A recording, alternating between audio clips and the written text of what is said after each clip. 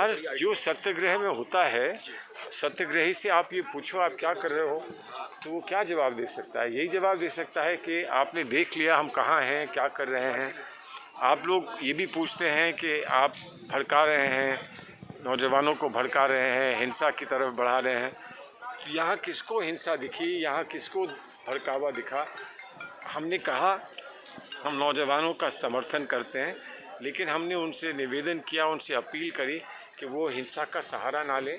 बहुत सम्मानित पदों पर उनको जाना है, एक दिन भारत की फ़ौज का यूनिफॉर्म उनको पहनना है।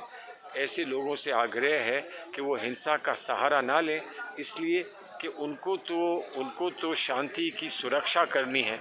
ऐसे लोग जो शांति की सुरक्षा करने के लिए इच्छुक हैं, वो हिंसा के साथी बन जाएंगे तो अच्छी बात नहीं होगी ना। इधर सहारनपुर में जो है एनएसयूआई के कार्यकर्ताओं को पुलिस ने पकड़ा है, इसीलिए वो बीजेपी वाले कह रहे हैं कि कांग्रेस हिंसा भड़का रही है। नहीं, तो बीजेपी के लोग भी बहुत अजीब उसके लिए पकड़े जाते हैं, ऑफेंसेस के लिए पकड़े जाते हैं। एक व्यक्ति कहीं कोई पकड़ा जाए, उस पर आप पूरे संगठन पर आरोप नहीं लगा सकते हैं, लेकिन उसको सही पकड़ा गलत पकड़ा, इस पर हम लोग अपनी जांच करके पता करके बता सकेंगे आपको। और अगर एनएसयूआई वाले हैं वो आपको बता देंगे। लगातार विपक्ष को परेशान कर रही है किसी न किसी माध्यम से लेकर, इसको क्या कहेंगे आप?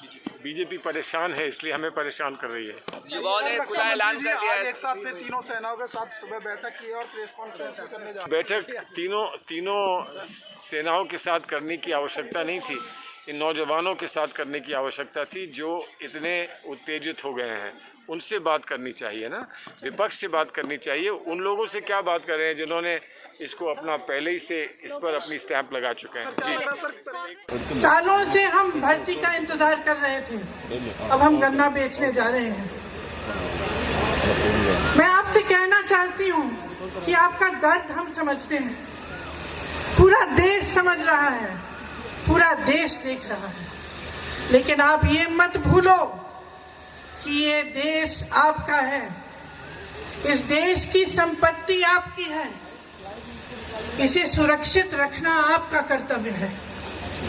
हम यहाँ सत्याग्रह पे बैठे हैं क्योंकि सत्याग्रह है, सत्य की लड़ाई अहिंसा द्वारा लड़ी गई, अहिंसा के जो मार्ग पर चलकर लड़ी गई, उस लड़ाई ने इस देश को आजाद किया, इस देश को आजाद करके आपको सौंपा ताकि आपका भविष्य बन पाए।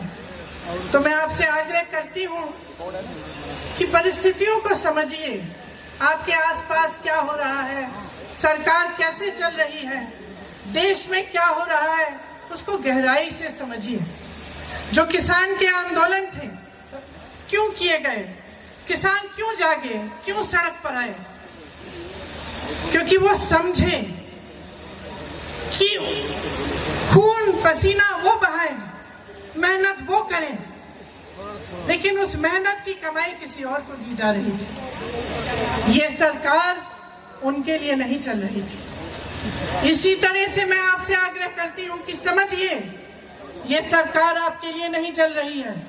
ये सरकार इस देश के गरीबों के लिए, इस देश के नवयुवकों के लिए, इस देश की महिलाओं के लिए, इस देश के एक देशवासी के लिए जो आज गरीब है, जो परेशान है, उसके लिए नहीं चल रही है ये सरकार सिर्फ बड़े बड़े उद्योगपतियों के लिए चल रही है।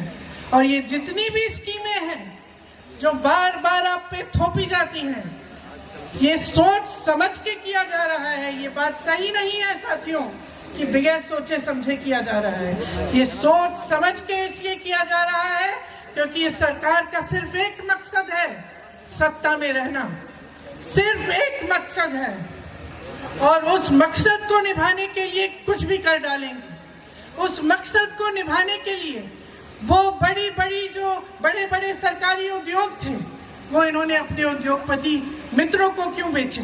आप बताइए क्यों बेचे? उसी मकसद को पूरा करने के लिए। आपको रोजगार मिलता था वहां से, आपको उन उद्योगों से, छोटे उद्योगों से, छोटे व्यापार से भी रोजगार मिलता था जो तकरीबन आज बंद कर चुके हैं ये, क्योंकि इनकी नीतियों ने, नोटबंदी ने, तमाम नीतियों ने, जीएसटी ने उनको भी बंद कर दिया। और आज सेना जिसकी भर्ती में का सपना आप देखते हैं आप अपनी देश की सुरक्षा का सपना देखते हैं, अपने भविष्य को मजबूत बनाने का सपना देखते हैं। आप ये सपना देखते हैं कि बड़े होकर आप माँ बाप का देखभाल करेंगे, सरहद पर जाकर इस देश के लिए अपनी जान देंगे। आपसे बड़ा देशभक्त कोई नहीं है, मैं याद दिलाना चाहती हूँ आपको।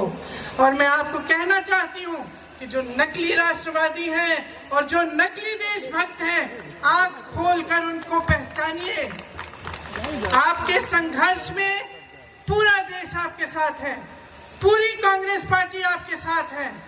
जब तक ये सरकार जो है अपने इस गलत मंसूबे को, ये अग्निपथ योजना को ख़त्म नहीं करती है और इसको अभी हाल फिलहाल स्थगित नहीं करती है, हमारा सत्याग्रह जारी रहेगा। और ये सत्याग्रह धीरे धीरे धीरे धीरे हर गांव, खेत, खलियान सब जगह।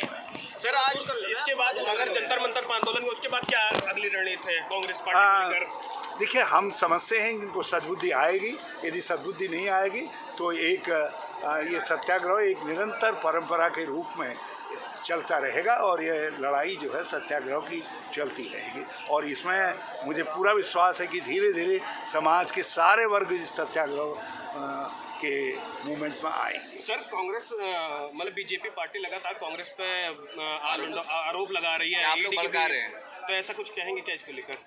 भाजपा कुछ भी कर ले, उनके मंसूबे कामयाब नहीं होंगे। सत्य के लिए लड़ने वाले सत्याग्रही कभी हारते नहीं। इसीलिए हमारे नेता राहुल गांधी जी ने कहा है, सत्यमेव जयते, और सत्यमेव जयते। ना ये धरना था, ना प्रदर्शन था, ये सत्याग्रह था।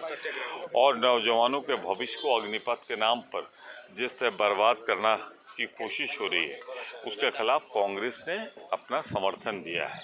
कितना शांतिपूर्वक था, बैठे रहे सभी वर्किंग कमेटी के मेंबर, पार्लियामेंट के मेंबर, प्रियंका जी ने नेतृत्व किया, अपील की कि शांतिपूर्वक रहे। तो हमारा ये संघर्ष तब तक चलेगा जब तक ये वापस नहीं होगा। ये जनता का बीजेपी का कहना है कि जो दंगा हो रहा है इसे कांग्रेस करवा रही है। बीजेपी कई प्रवक्ता आगे टीवी पे बीजेपी का वो बयान बता देना जो कभी सच बोला उन्होंने। झूठ बोलने के आदी हैं, इसका नाम है भारतीय झूठी पार्टी। हम तो शांति की अपील कर रहे हैं, उनके कुछ लोग जरूर घुस जाते हैं आंदोलन में और हिंसा फैलाते हैं। सर, बीजेपी एक सवाल है सर, बीजेपी लगातार कांग्रेस को परेशान कर, विपक्ष को परेशान कर, उसको लेकर क्या कहेंगे? ये बदले की कार्रवाई है, पूरी तरह राजनीतिक वेदांता।